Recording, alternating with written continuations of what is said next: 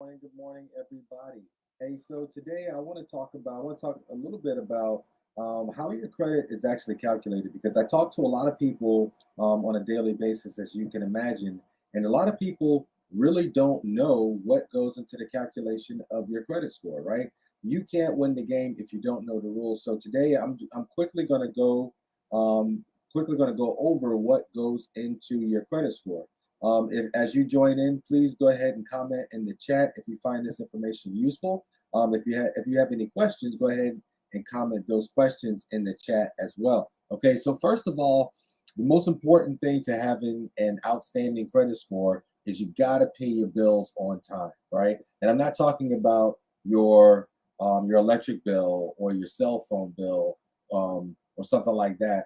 Not directly, anyway. You have to pay those things because if you don't, then they're going to end up in collections and they will end up on your credit. But I'm really more specifically talking about anything that shows up instantly on your credit score when you don't pay it. For example, your mortgage, your car note, any personal loans and credit cards and things like that. You have to pay those things on time. That makes up about 35% of your credit score. Okay. The next thing you got to do is you got to get your balances down, especially on your credit cards. Now we'll talk about mortgages and car notes and loans and things like that. But the easiest way to boost your credit score quickly is to get your credit utilization down. You want to get down to less than 30%, right? So if you have a credit card and your credit limit is $1,000 on that credit card, you want to make sure that you don't use any more than $300 on that credit card. Now, I will tell you that the average person with the 850 credit score, their credit utilization is down to about 1.9% or less. Okay, so you definitely want to get under 30%. If you can get under 10%, and obviously you want to get down as close to zero as you can, but you have to use the card, right? You can't just open the account and not use it because then to the credit bureaus, it looks like you don't trust yourself. So why should they trust you? Now, as far as your car loans and mortgages and personal loans and things like that, I do want you to understand that the longer those accounts are open, the better it is for your credit score. Now, I know a lot of us, we want to get in and get that car and then pay it off as soon as possible so that we can save that money that we're paying in interest. But believe it or not, you have to actually pay interest to get a great credit score. Okay.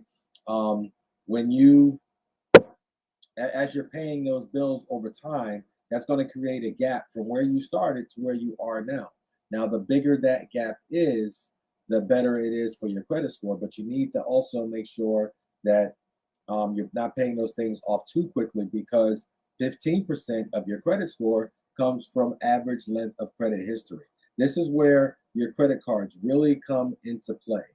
Okay. This is where um, when you have those credit cards and things like that, you want your credit cards to carry the burden of your credit history because when you pay that car off, right, or you pay that loan off, believe it or not, the whole time you were making those payments, your credit score was going up. But when you pay that loan off, for some reason, I'm not for some reason, but when you pay that loan off, you're going to lose all the history associated with that account, and your score is going to go down.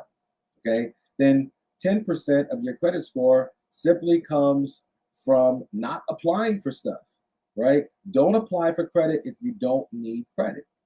Okay.